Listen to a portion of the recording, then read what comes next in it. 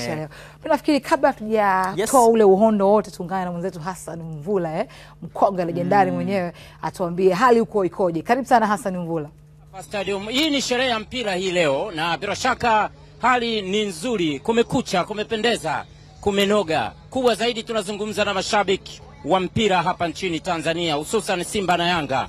Na imekuwa ni burudani ya aina yake. Watu ni wengi kama ambavyo unaweza kuona, hii ni nje tu, lakini kila kitu kinakwenda kama kilivyopangwa. Mashabiki wa Simba na Yanga kama kawaida. Ngao ya Jamii, moja kati ya mchezo mkubwa kabisa ambao unafuatiliwa na wengi Afrika Mashariki ama Afrika kwa ujumla. Niko na shabiki wa Yanga. Kaka, unaitwa nani na tueleze mmejiandaaje katika mchezo huu wa leo? Mimi nadhani naitwa Jacob Mawazo Ntalilo, natokea Mbeya. Nilivyojiandaa leo, lazima makolo lazima tuwafyeke. Naitwa Bakari, nimetokea Mbeya.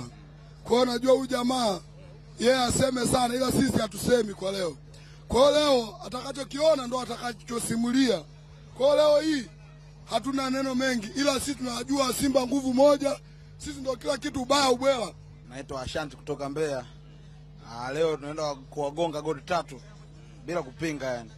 Mimi naitwa Jumani Naisa Kamando. Matarajio yangu leo ni ushindi mkubwa. Nadhani Yanga wanaongea sana, ila hicho kichapo ambacho walitupiga mara 5 mfululizo waandikie leo hamna kitu. Leo ushindi ni mkubwa na lazima tuwafunge, si chini ya goli 3.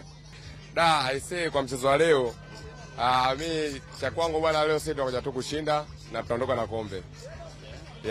Ngao ya Jamii mnachukua, lakini mmeshapigwa mara 5 mfululizo. Tumepigwa mara 5, lakini leo ndio mwisho wa uteja bro. I promise me. Mchezo wa leo ni kama kawaida yetu tu. Tunampiga kichwani tu mwaka huu. Hii tunakuja soga. Umekuja na ngao yako hii, unamaanisha kwamba ni dhahiri ndio umeshaanza kuichukua? Ndio nishaanza kuibeba mimi mwenyewe, ndio naenda kuifuata ndani nyingine. Mnashinda goli ngapi? Tunashinda goli 2. Nini matarajio yako, pamoja na kuwa unasema leo mnaibuka na ushindi?